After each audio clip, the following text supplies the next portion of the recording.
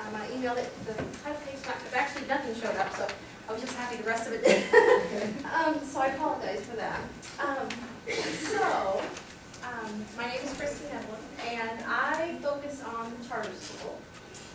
And I found several definitions, but I kind of liked this one.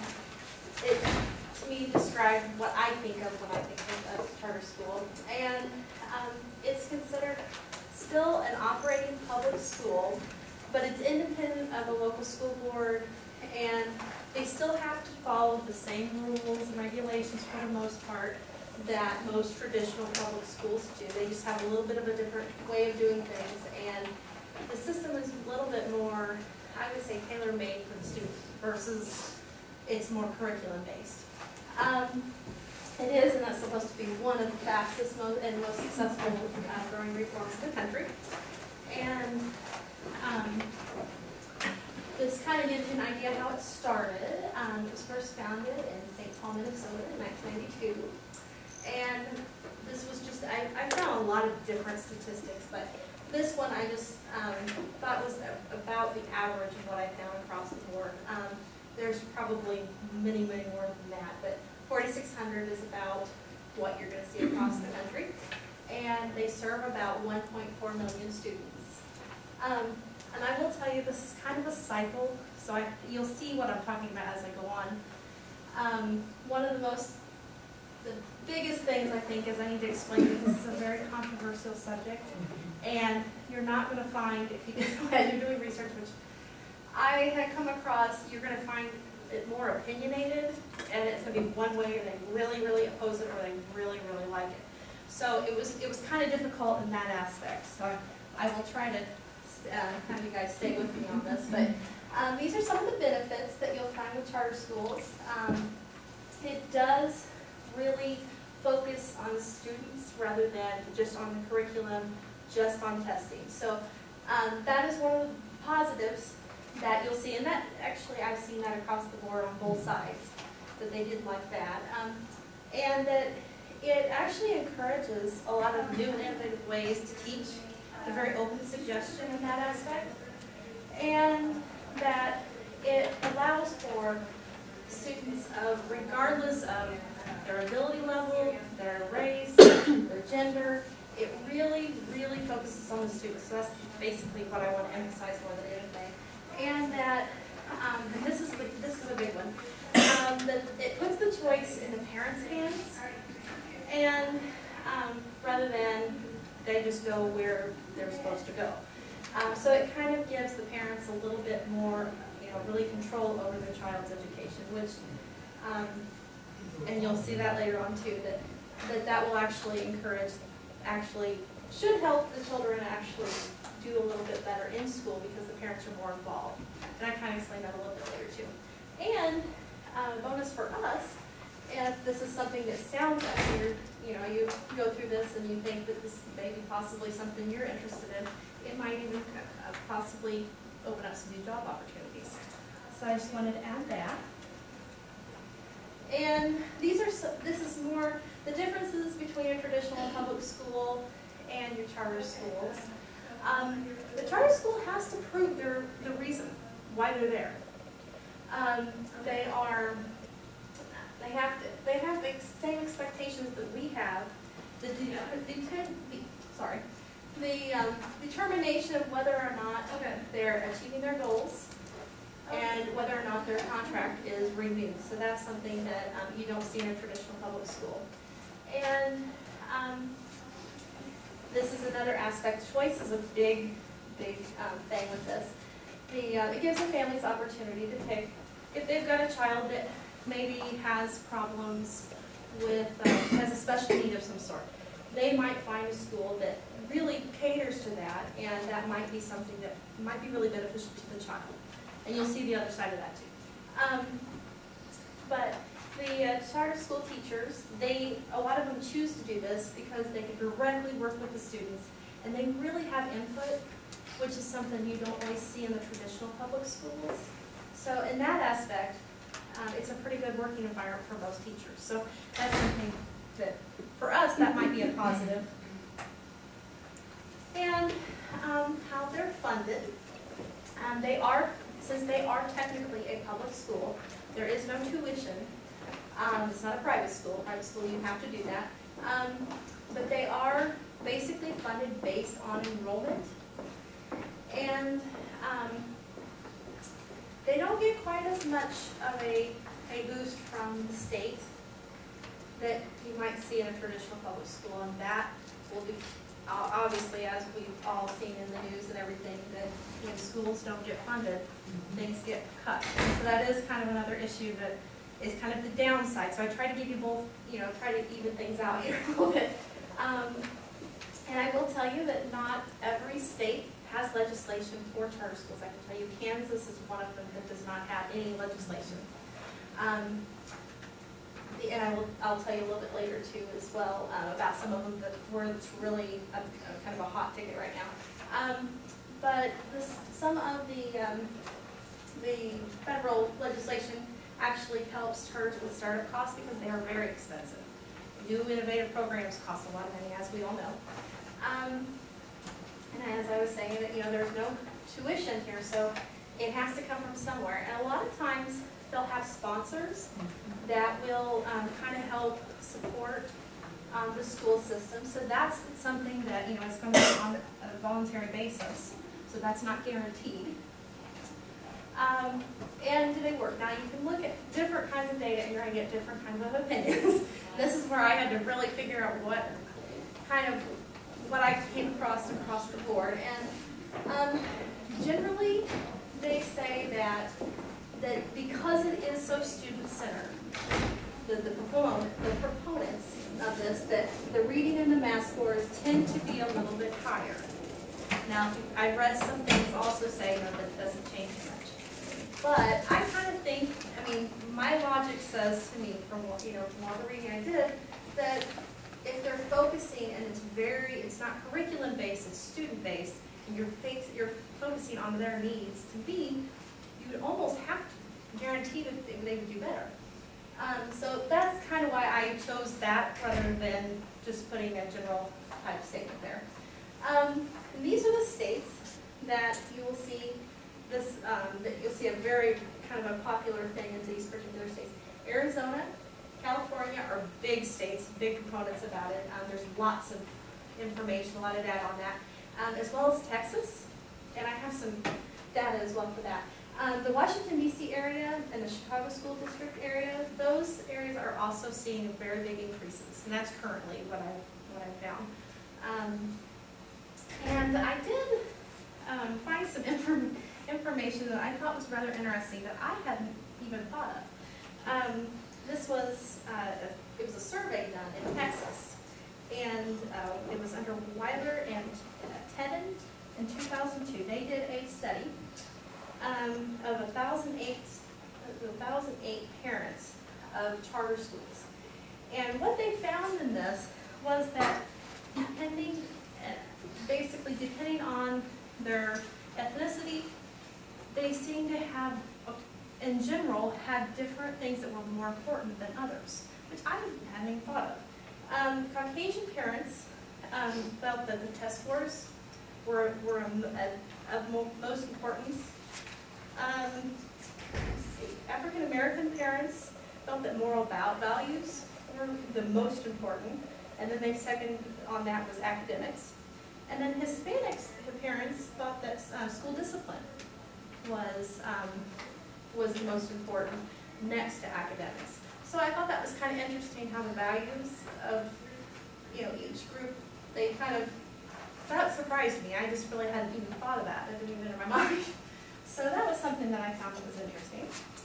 And I also found, when we were talking about the funding, that an average, this was done from, this is just the state of Michigan that's reporting this, from the Michigan Association of Public Academics. And they said that most students in their state actually receive about $7,888 per student. And they said that for charter schools, they get about $1,198 less to work with. So that was one particular state. And there was another one that was, this is also from Michigan, from the same source. 62% of Michigan's charter school students are minorities, and it's one of the highest ratios in the country. So I just thought that was something I should add in there. That particular state, and I should have added Michigan in there because that's one that I did find a couple statistics on. So I should have added that in there. But the next thing is, why are they so controversial? And I kind of told you a little bit about why. This is probably the number one thing you're going to find that I found again and again and again, is that with the increased emphasis being put on in the actual standardized testing and No Child Left Behind, that is, who's really the one that you're supposed to be getting the information to? Is it supposed to be decided by the legislators? Or is it are you supposed to be making the parents happy? And that's where the legislators are they're walking a fine line, because they know that if they vote some way that is not popular, they're not going to get voted. So you have votes versus morals and ethics. So it's kind of a thing where this is why it's a cycle, because if you don't have the accountability, there's no way for them to see if it's progress, if things are happening. But if you don't, by letting the flexibility happen, they're seeing that it's in helping with the students with doing better on the standardized testing. So it is a continuous cycle. And then funding is another issue. You'll have, well, we'll give you an example. I would say, your baby boomers to maybe your 70s, 80s, 90-year-old people out there, their theory is, well, why should I pay for something? Because it's still state funded. So you've got some people that are like, I don't have kids in school, so why do I care? Why should I pay for that? So that is another issue. And that's where the taxpayer aspect comes in. And how much should the state be responsible? That's another issue. The segregation issue. And this, I did come across this quite a bit. I tried to focus more on just the points, the main points. But the problem is you're going back to the homogeneous school again. And you end up with, and they actually have a term for this. I learned this the other day. And it's actually called, I had to write it down just to make sure I understood. It's called Charter School Specialization Theory, and I don't have that up here, but basically what that stands for is parents of the same ethnic, socioeconomic, social background wanting your children to go to schools that have similar other students of that same background. And so you're getting into an issue that's really become a hotbed of debate. And that is something that's, like I said, it is kind of a continual thing that keeps going around. There's discussion about whether or not the students will do better if they are with students of the same, backgrounds and all that. And then there's the issue of, if you do that, that's not the real world. The real world is a variety of people, and it's going to be different. So in that aspect, it kind of takes away from the reality of what the real world's going to be like for them, and that's really important. And so I don't know, I don't have a right answer to tell you, because, like I said, this is a thing that's going back and forth. But those are the main reasons that it tends to be, really controversial, and it probably will be for a long time coming, especially with all the cutbacks and the issues that we're facing now. And, how does this affect the middle school student? Well, these are the things that I felt personally that I didn't find this in research. This is just something that I found, that because it focuses on the specific needs of the child, to me, that will connect directly with the child. It's not test-based, it's human-based. And I think that that's really important, especially with middle school kids, because they have so much going on, and they're going to feel the effects aspects of everything that goes on in everyday life as well, just like we do. And in general, they have showed that when middle school students, they learn the best when it is, it is about them, and that's really what it is about. I mean, that's why we're doing this. Class size is a big issue. Most of the time in a charter school, you're going to find a lot smaller classrooms. They might be in a variety of settings, but they tend to be smaller. And the parents that choose to send them, that really, really want to affect how their child learns, it's proven again and again, the more involved the parents are, the better the child is probably going to do. And the more involved that they are with this child, they're most likely going to be more involved with the school. So the parent connection with the teacher, and kind of, if you can think of it as a triangle, and the child being at the top, and the parents and this teacher kind of working all together. That's kind of how I looked at it. That was to me, that was probably the most important aspect of it. And if you are interested in learning a little bit more about charter schools, this website's a really good one. Like I said, the charter schools, there's a ton of them across the different number of states, but they are not in every state, and I will tell you that every state has different rules about everything, just like they do in regular education. So that's something that, so just because it's like it is in Arizona will not be necessarily like that in DC. But those are the two of the most popular aspects school-wide or state-wise that would have the most available. And so I think those are some of my references. And I think that's it. My presentation over school uniforms. Just to begin, this is a very controversial topic, and this is a lot of opinions and everything from people, so it's not really facts and stuff. Just a little background information. According to David Brunham, uniforms actually originated in 1222 in Canterbury, so they've been around for a long time.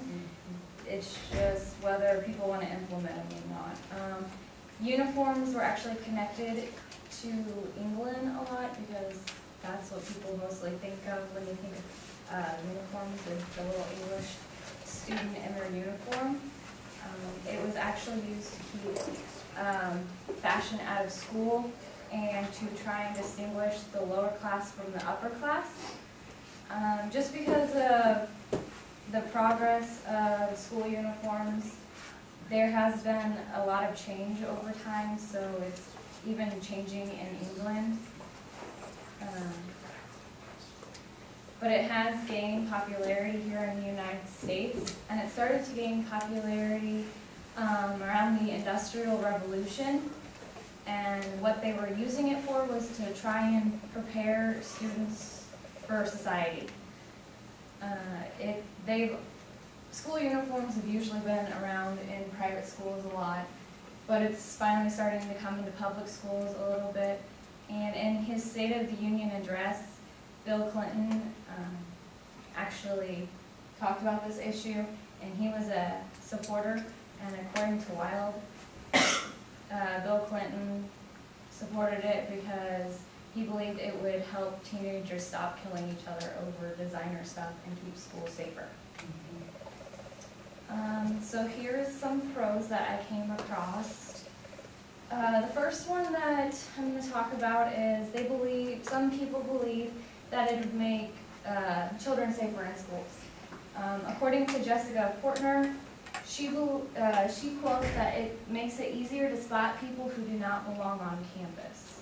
And this is because all the students are actually wearing the uniforms, so if somebody from, say, another school or even just a parent or somebody comes on campus, it'd be easy to tell that they're not supposed to be on that school ground. Which one parent actually likes that because it's easy to identify and know that the kids are going to be safe. One parent, according to Larkin, liked this because if her daughter went on a school field trip, it was easy to keep track of the whole class because they were in that uniform. Yes, they had the name tags on, but it was easier to identify them because they were all in the uniform. And if something happened to the kid, they could describe exactly what that kid was wearing. So it was easy to find them. And one other thing that Portner believed is it would help stop gang members from attacking other students, because the gang would associate the uniform with that school and would kind of be scared not to touch the kid because of being reprimanded. Another pro that I found was a lot of people believe that it eliminated competition in school. According to Taylor Armin, he believed it saved parents time, energy, and money, because then they didn't have to worry about trying to make the kids feel good if they came home because they were being bullied. He believed that it would actually help because the kids could shine through with their academics instead of having to worry about what they're wearing and having to go to school every day and be bullied because they were wearing rags as clothes instead of nice clothes. So he thinks that it's a good thing because they can focus more on their academics.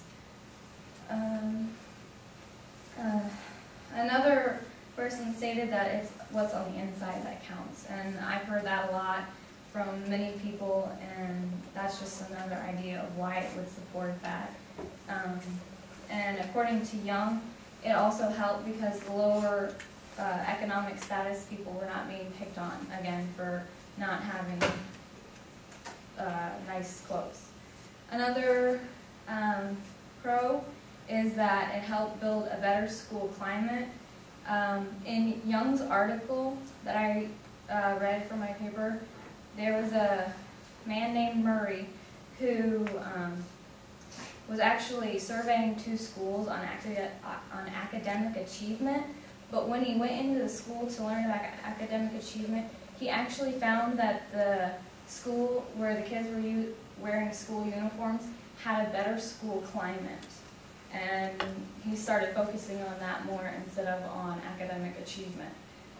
And then another article that I found, he actually stated that it would help with classroom management because the students would feel like professionals and would get to take part in the learning process, so which it would create a better environment and just a better environment in the school in general.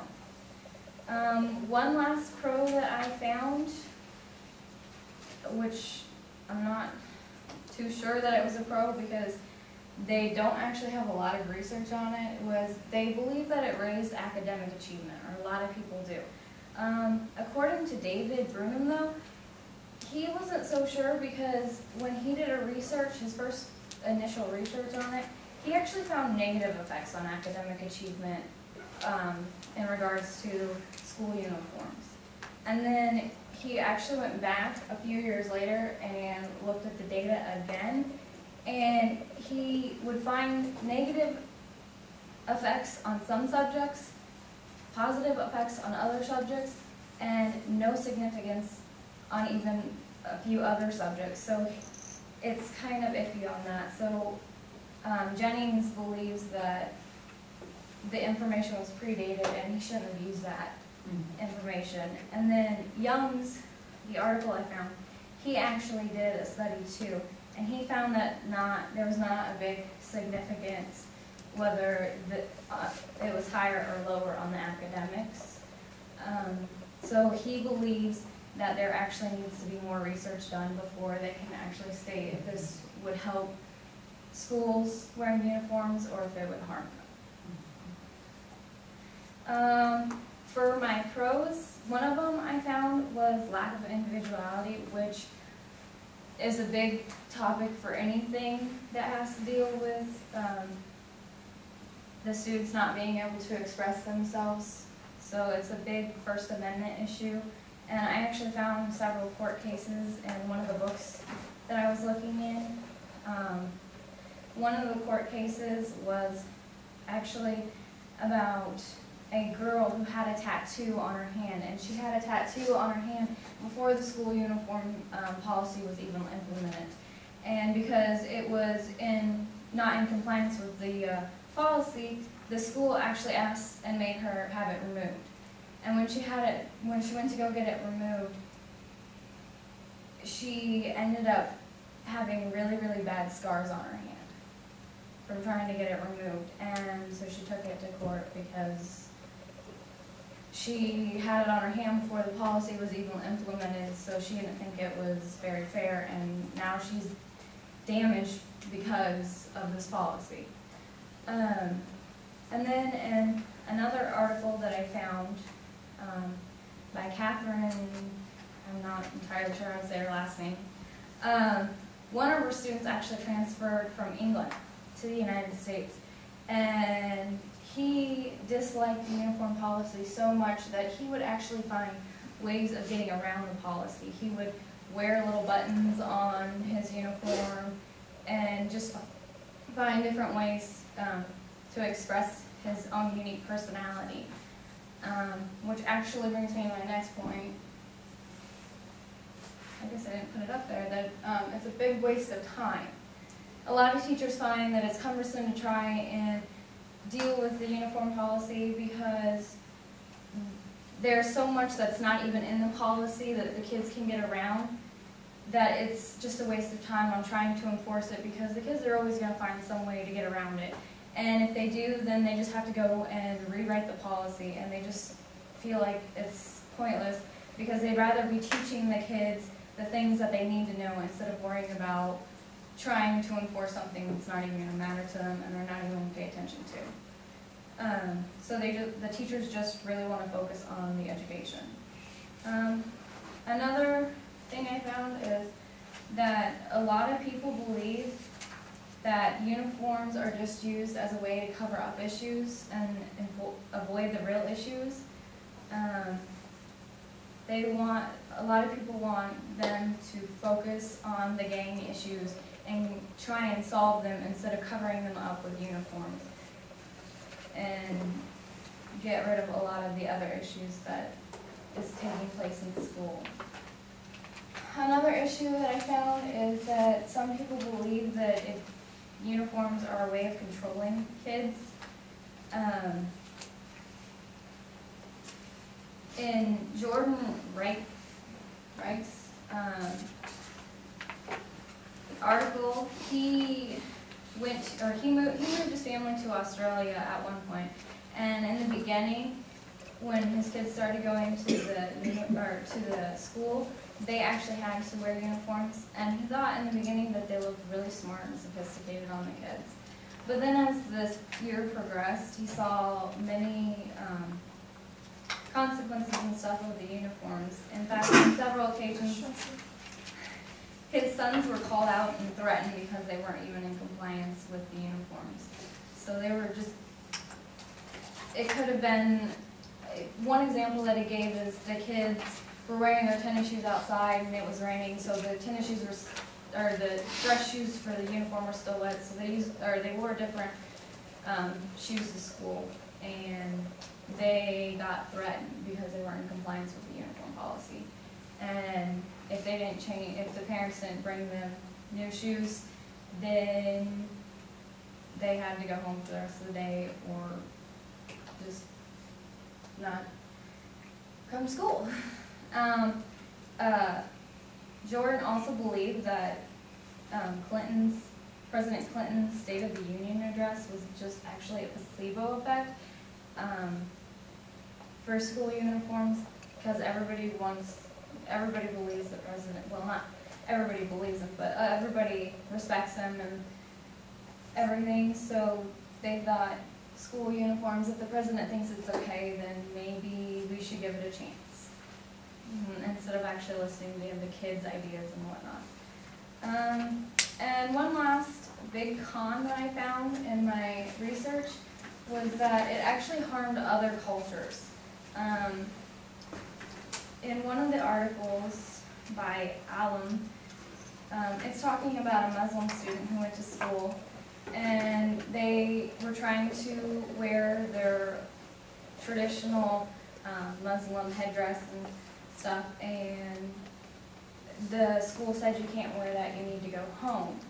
and this really upset some of the Muslim students, and they actually brought a court case against them, just to even get the right to wear the headdress, because they saw it as not defying the thing. They just wanted to express themselves because that's their culture.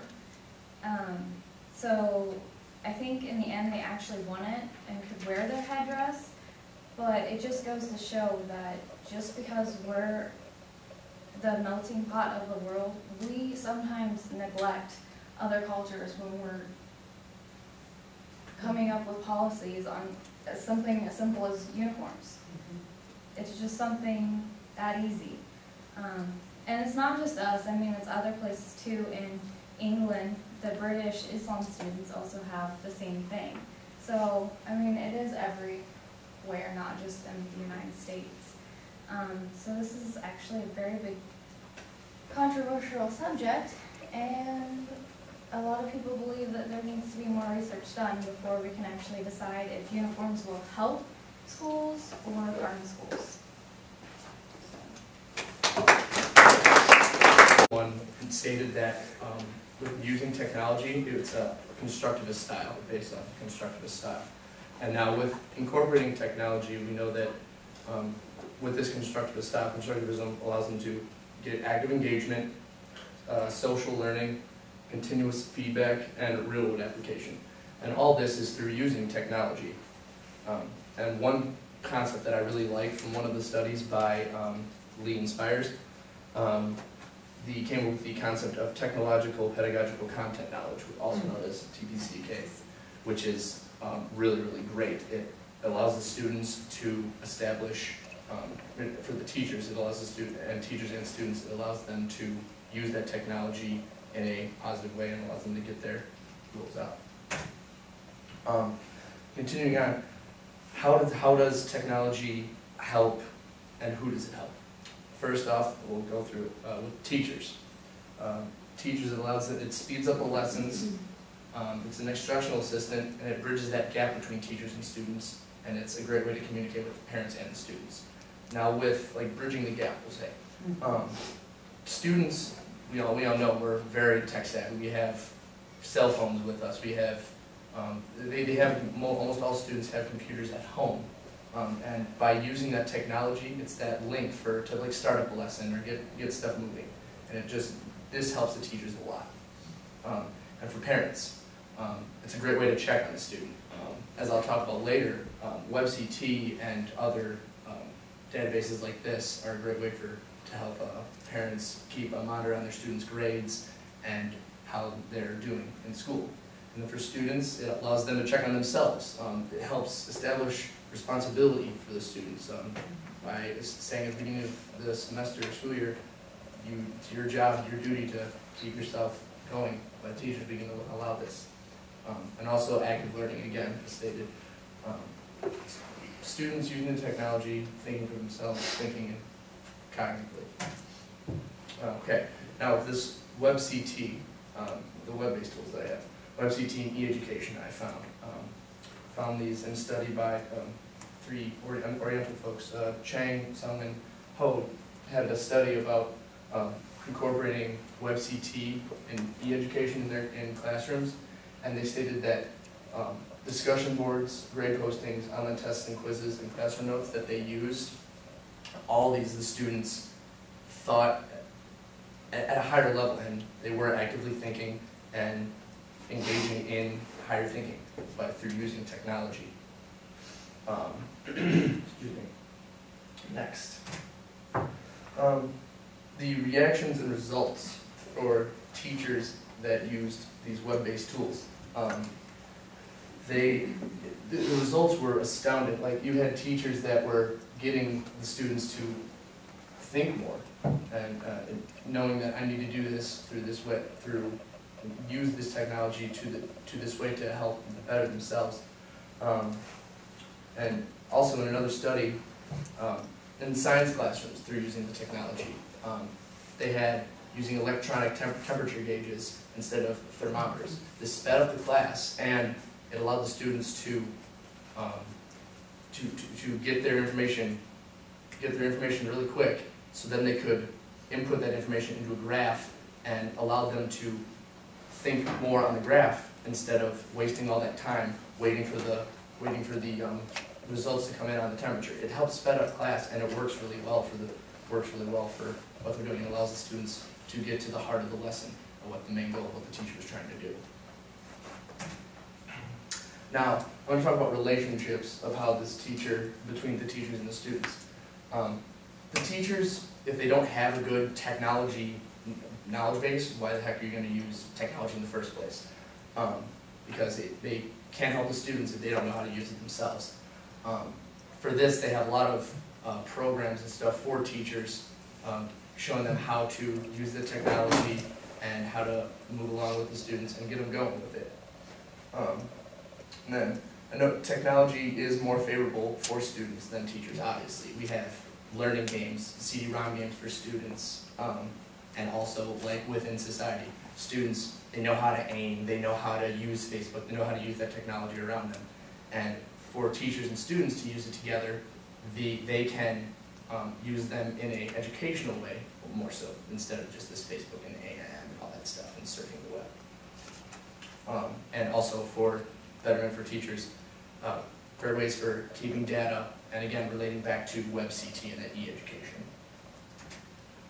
Now, another was with the parents and the students.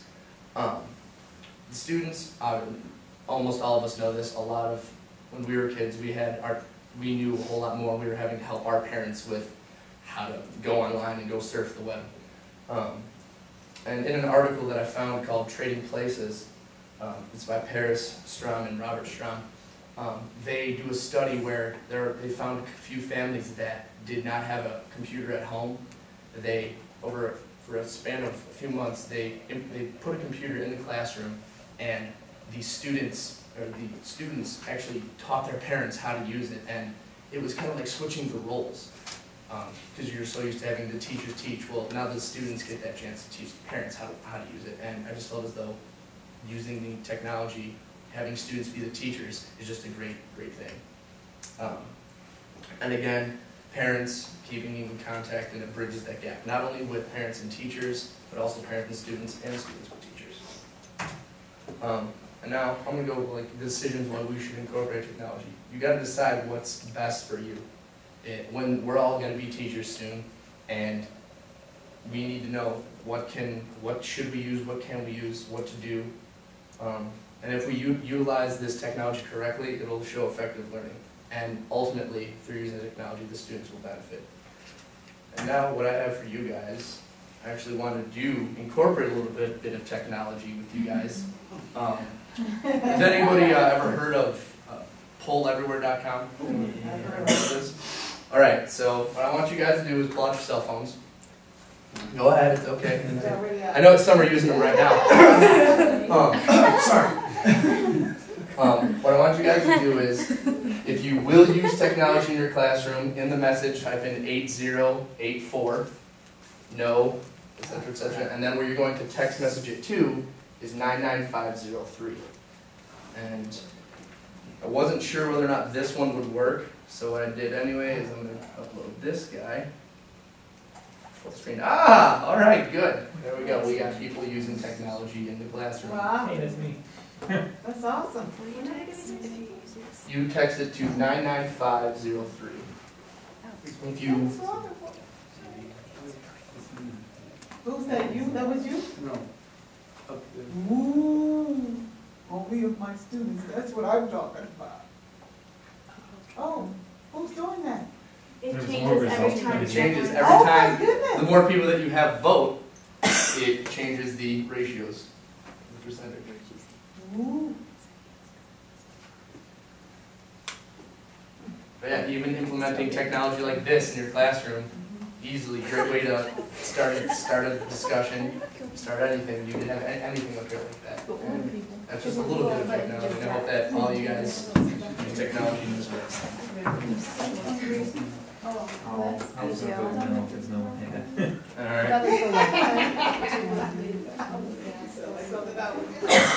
just to go against the grain. Yeah, just be on the side of them now. Okay. Since we have 5 minutes left, we'll let Michelle get out of her spiel.